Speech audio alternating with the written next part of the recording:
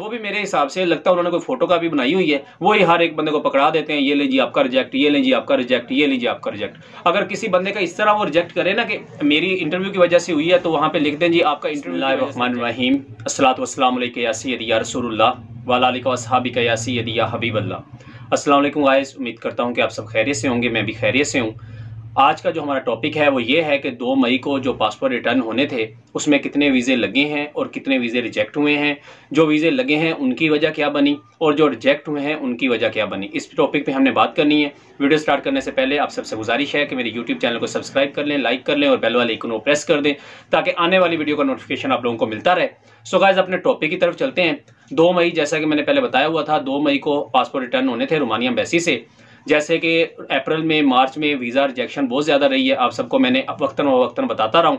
तो उम्मीद की जा रही थी कि मई में आके वीज़ा रेशो बहुत अच्छी हो जाएगी, लेकिन इसके बिल्कुल बरअक्स हुआ है। जो वीज़ा रेशो हम अच्छे की उम्मीद कर रहे थे वो इतनी बुरी रही है कि आप सुनेंगे तो आप हैरान रह जाएंगे जितनी उन्होंने रिजेक्शन लगाई है। ऑलमोस्ट सबका ही वीज़ा रिजेक्ट हुआ है। बहुत कोई शादर नादर बंदा है जिस 1 2 3 4 का वीज़ा लगा है, बाकी टोटल ही रिजेक्ट हो गए हैं। बहुत सारे भाई पूछते हैं कि भाई आप ये तो बता देते हो कि ये वीज़ा रिजेक्ट हो गए हैं, ये स्टैंप हो गए हैं, लेकिन हमें ये भी बताया करो इन्होंने इंटरव्यू कब दिया हुआ था। तो आज मैं पूरी डिटेल के साथ आपको वीडियो बताऊंगा। वीडियो आपने पूरी देखनी है ताकि आप अच्छे से समझ जाओ कि वीज़ा रिजेक्ट क्यों हो रहा है और पासपोर्ट किन लोगों का लगा है। तो हम अगर पहले बात करें, असल में बात ये होती है कि हम एम्बेसी में खुद नहीं गए होते, हमारे दोस्त गए होते हैं जिनका इंटरव्यू होता है, या ऐसे दोस्त होते हैं जो मेरे ग्रुप के जिन्होंने पासपोर्ट रिसीव करना होता है, वो लोग गए होते हैं, वो हमें न्यूज़ देते हैं, तभी हम आप तक लेके आते हैं। कोई हम ज़ाती तौर पे एम्बेसी को नहीं जानते या एम्बेसी में हमारे ताल्लुकात नहीं हैं। एक तो ये बात क्लियर कर दूं। अगर कोई बात ऊपर नीचे हो जाए करे तो आप भाई बता दिया करो कि भाई आपने जो बताया ना इतने लगे हैं, तो इतने नहीं इतने लगे हैं, तो हमें भी थोड़ा सा वो क्लैरिफाई हो जाता है। तो हम अगर बात करें, जो मेरे दोस्त ने मुझे बताया, उसने कहा मुझे भाई 10 बंदे सबसे पहले जो रोमानिया एम्बेसी ने कॉल करते हैं, वो एक बंदे को 10 बंदों का ग्रुप गया है, उसमें 1 बंदे का वीज़ा लगा हुआ था, बाकी 9 का टोटल रिजेक्ट हो गया। जिस 1 बंदे का वीज़ा लगा उसने मार्च में इंटरव्यू दिया हुआ था, वो मार्च का बंदा था जिसका वीज़ा लगा है, ठीक है। उसके बाद उसने बताया कि एक एजेंसी है फैसलाबाद की है, नाम मैं नहीं लूँगा, जाहिर सी बात है, फिर भाई गुस्सा भी करते हैं जिन्होंने वहाँ से अप्लाई किया हो। उसके 2 ग्रुप थे, एक था 40 का ग्रुप, एक था 35 का ग्रुप। जो 40 का ग्रुप पहले गया है उसमें सुना है कि 1 ही वीज़ा लगा है, बाकी 39 जो वीज़े हैं वो रिजेक्ट हो गए। उसके बाद उसका एक और ग्रुप था उसी एजेंसी का, फैसलाबाद वाली का, नामवर एजेंसी है, उसके 35 बंदे गए हैं, उसमें 1 का वीज़ा लगा हुआ था, बाकी रिजेक्ट। यानी टोटल उस एजेंसी के 70 के करीब पासपोर्ट मिले हैं, उसमें से सिर्फ 2 वीज़े लगे हुए थे, बाकी रिजेक्ट हो गए। उसके बाद और भी एजेंसी है, उसके भी 14 लड़के गए, 14 में से 2 का वीज़ा लगा हुआ था, बाकी 12 का रिजेक्ट था। साथ साथ मैं ये भी बता दूं कि ये जो रिजेक्ट हुए हैं, जो मैं आपको बता रहा हूं कि फैसलाबाद की नामवर एजेंसी है, इन भाइयों के इंटरव्यू हुए थे, जो भाई ने उनसे पूछा वो हुए थे मार्च में और अप्रैल में। ये 2 महीनों में इनके इंटरव्यू हुए थे जिनके वीज़े मिले हैं और वो रिजेक्ट मिले हैं। और जिस भाई का लगा है वो सुना एक भाई है चुनियोट के, जिसका पता चला है उसका जो इंटरव्यू था वो अप्रैल में हुआ था, बाकी जो रिजेक्ट हुए हैं वो मार्च और अप्रैल वाले थे। उसके बाद एक और बहुत नामवर एजेंसी है हफ्जाबाद की, बहुत सारे भाइयों ने वहाँ से अप्लाई भी किया होगा।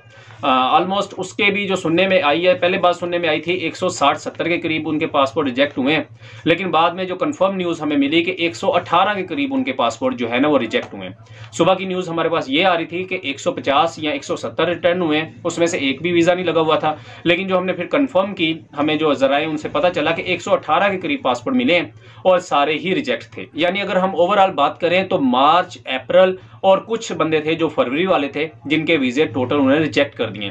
ये अगर हम हिसाब लगाएं, अगर 100 उनका लगाएं और 70 170 हो गए, 20-30 और लगा लें, तकरीबन 210-20 के करीब पासपोर्ट रिटर्न हुए हैं, जिसमें से सिर्फ और सिर्फ 4 या 5 बंदों का मर के वीज़ा लगा है। तो वीज़ा रेशो आपके सामने है।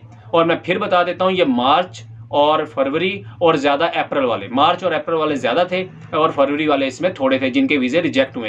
एग्जैक्ट डेट इसलिए नहीं पता चलती कि जिस भाई का वीज़ा लग जाता है वो तो चलो फिर भी 2-1 मिनट के लिए खड़ा हो जाता है, जिसका रिजेक्ट हो जाता है मोस्टली वो भाग जाते हैं, इधर उधर हो जाते हैं। भागने से मुराद ये है कि वो फिर शर्मिंदा होते हैं कि हमारा वीज़ा नहीं लगा। कुछ खड़े रहते हैं, जो खड़े रहते हैं उनसे फिर हमें इन्फॉर्मेशन मिल जाती है। बहुत सारे भाई इख्तलाफ भी कर रहे होते हैं कि यार आपने इतने वीज़े बताए लेकिन इतने ज़्यादा लगे हुए थे या इतने कम लगे हुए थे। भाई उसकी वजह यह है कि हर एक बंदा अपना इंडिविजुअल तौर पर पासपोर्ट कलेक्ट करता है। जो बंदे वहाँ खड़े रहते हैं उनसे जो हमें न्यूज़ मिलती है वो हम आप तक ले आते हैं, क्योंकि एम्बेसी में हम खुद नहीं गए होते, ठीक है। तो वीज़ा रिजेक्शन की भी मैं आपको साथ साथ बता दूं, वीज़ा रिजेक्शन की वही जो पुरानी वो डिटेल दे रहे हैं, मैं इधर शो भी कर देता हूँ वही पुरानी वो लगा रहे हैं कि जी आप हमें सेटिस्फाई नहीं कर रहे, आपके डॉक्यूमेंट अच्छे नहीं हैं। मोस्टली जो मैंने देखी है रिजेक्शन, वो यही देखी है कि आपके जो डॉक्यूमेंट हैं वो हमें सेटिस्फाई नहीं कर सके, और दूसरी वही लगाते हैं कि इनलीगल बॉर्डर क्रॉसिंग। तो ये बहुत अलार्मिंग सिचुएशन है। रोमानिया का डे बाय डे काम जो है वो ख़राब होता जा रहा है। ऐसे मेरे भाई बहुत सारे पूछते हैं कि भाई हमें अप्लाई करना चाहिए नहीं करना चाहिए। भाई ऐसे है कि मैं किसी को नहीं बता सकता अप्लाई करना चाहिए या नहीं करना चाहिए। आपके सामने वीज़ा रेशो है, आपके सामने सारी डिटेल है। अगर आपको लगता है कि आप इतने कैपेबल हो, आप वीज़ा ले लोगे, तो ज़रूर अप्लाई करना चाहिए, किस्मत आजमानी चाहिए। लेकिन अगर आपको लगता है कि आपकी इंग्लिश अच्छी नहीं है, और एक और बात मैं इसमें बता दूं, मेरे भाई जो इंटरव्यू देने गए हुए थे उसने बताया कि अमजद भाई इंटरव्यू देते हुए जो लड़के हैं ना उनका इतना बुरा हाल होता है ना जिसकी कोई हद नहीं है। बारहा मैं वीडियो में बता चुका हूं कि इंटरव्यू देते हुए अपना कॉन्फिडेंस बूस्ट रखा करो, थोड़ा अप रखा करो, उसकी आंखों में आंखें डाल के बात किया करो। लेकिन लड़के क्या करते हैं, उसको बोल रहे थे भाई तू चले जा, वो दूसरे को बोल रहा है तू चला जा। इस तरह आंखों आंखों में इशारे करके एक दूसरे को कह रहे होते हैं भाई आप चले जाओ, आप चले जाओ। तो जाहिर सी बात है एम्बेसडर ये सारी चीजें देख रहा होता है, वो नोट कर रहा होता है। जब आपका फिर रिजल्ट आता है तो वीजा रिजेक्ट हो जाता है। अफसोस तो बहुत है, इतनी ज़्यादा रिजेक्शन हो गई है, 200-250 पासपोर्ट उन्होंने उड़ा के रख दिया है, 2-4-5 बंदों को वीज़ा दिया है। लेकिन क्या कर सकते हैं अफसोस के अलावा। आज की वीडियो बनाने का मकसद यही था कि आपको आगाही मिल जाए। बहुत सारे भाइयों को पता चल गया होगा कि आज की 2 मई की वीज़ा रेशो क्या रही है। वीडियो अच्छी लगी तो आगे शेयर कीजिएगा, और लाजमी शेयर कीजिएगा, क्योंकि काफ़ी भाई ऐसे हैं जो रह जाते हैं, मिस हो जाते हैं, उन तक ये वीडियो पहुँच जाए। मिलते हैं नेक्स्ट वीडियो में। अपना बहुत सारा ख्याल रखिएगा। अल्लाह हाफिज़।